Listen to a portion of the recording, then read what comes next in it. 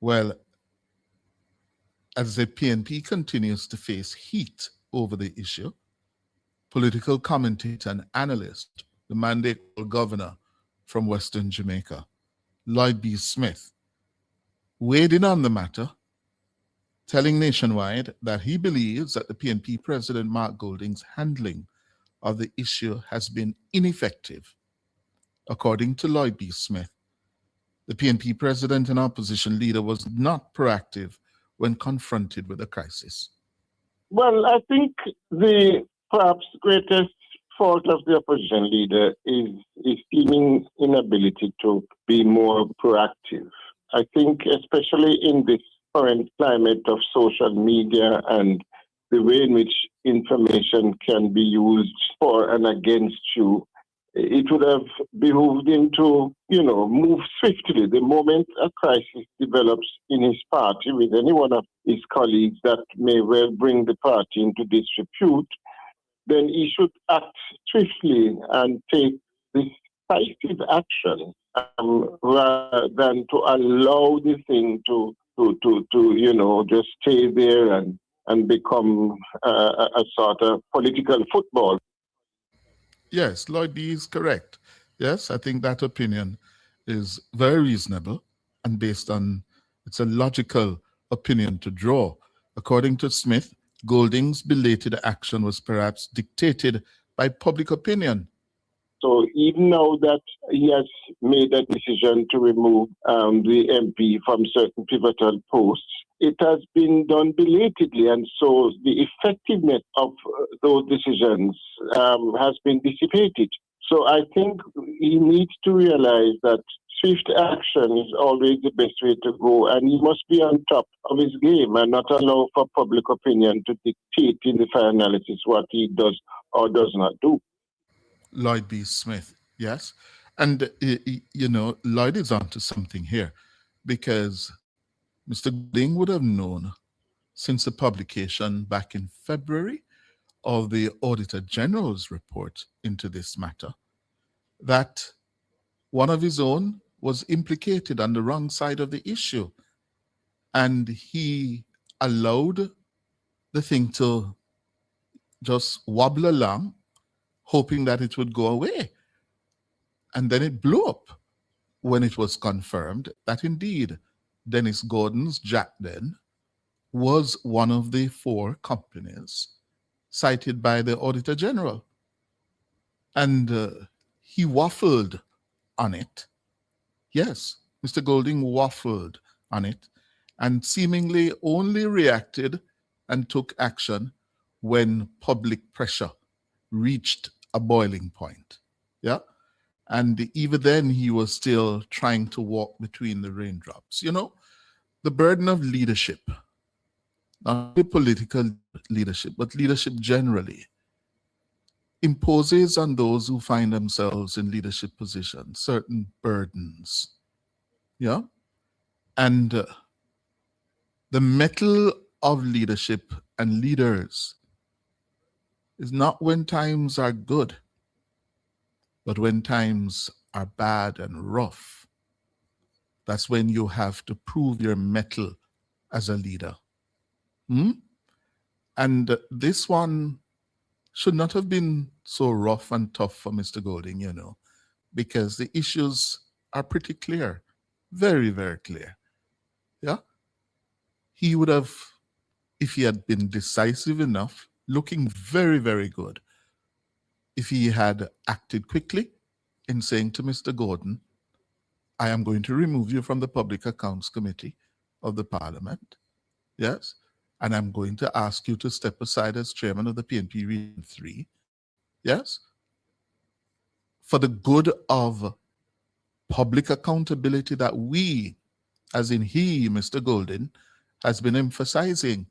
It has been a central plank of the PNP's campaign leading up to the general elections last year. Yeah, holding people accountable in public life. And Mr. Golding lost a golden opportunity. Yes, Golding lost a golden opportunity to prove his mettle on this. And that is what Lloyd B. Smith and others are saying. Yeah, And unfortunately for Mark Golding, again, a critical test, a critical moment, he did not rise to the occasion. Jermaine Barrett, also speaking with Nationwide, a political commentator, is describing the PNP's initial silence on the issue as detrimental. But ultimately, it was not timely enough. Insofar as when the controversy broke, in January, there was not any action. There was silence on the part of the People's National Party, and that was detrimental because it created an opportunity for public sentiment to sort of arise and ultimately a rebuke of the opposition leader for his untimely and management of the issue.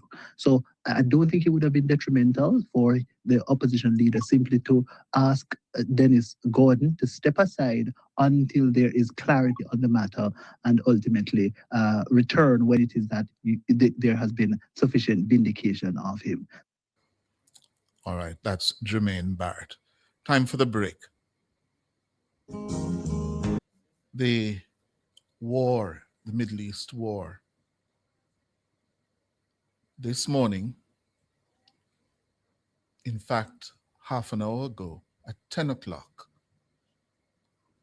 the United States says it will begin enforcing a naval blockade of the critical waterway known as the Strait of Hormuz. And that strait, if you're a geography student, or history student, econ student, if you didn't hear the name Hormuz before the last 2-3 weeks, you better go and learn it, because I'm sure those who write exams, yes, are going to be putting a question on paper about the Strait of Hormuz. What is a strait? Why is Hormuz so important? What role does it play in global trading relationships and transportation? Yeah, go study and read up, yeah, about the Strait of Hormuz.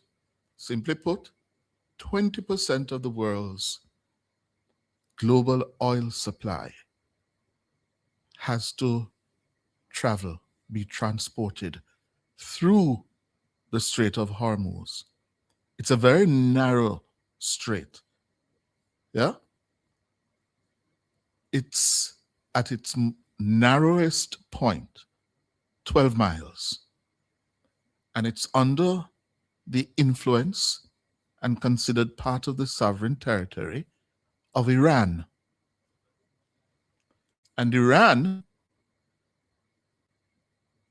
which is now in a war with the United States and Israel, launched on the 28th of February, cannot fight the US and Israel militarily, shot for shot, pound for pound, missile for missile. Iran is no match for the United States and Israel. That is why the United States and Israel, President Trump, boasts that they have complete air superiority over Iran. They can fly over Iran and strike Iran at will. Thousands of bombs have been dropped on Iran since the 28th of February. And what the Iranians are doing is fighting what you call an asymmetrical war. Asymmetrical.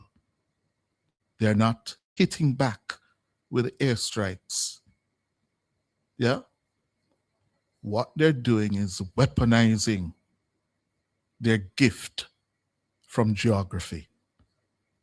Yes, because it's a matter of geography where the Strait of Hormuz is concerned and is in the control of the Iranians. So they have said to America, listen, President Trump, you have the power, the military might, but we have geography on our hands. When we effectively shut down the Strait of Hormuz, oil prices, fertilizer prices, surge. The global economy, yeah, is thrown off balance, and it is very costly. We can absorb the pain that you have been inflicting on us. What about you, Trump, the American people, and the citizens of India and surrounding area, China, yeah, who depend on the oil coming through the Strait of Hormuz to get their economies going, to keep their economies going. That is where we are at, where the Iranians have been saying, listen, we're digging in. We're not going to allow any ship, yeah, unless with our approval, and they have to pay us toll to use the Strait of Hormuz. Well, Mr. Trump, if there's one thing about Trump, you know, he listens to the markets, to the world market, and he knows what's happening in America.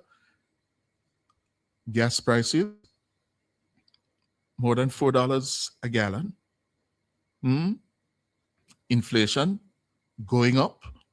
Inflation is moving at a pace which is the fastest in over 2 years after he came to power on the back that prices, affordability under Biden was totally out of control and promised Americans that he was going to fix prices and the economy.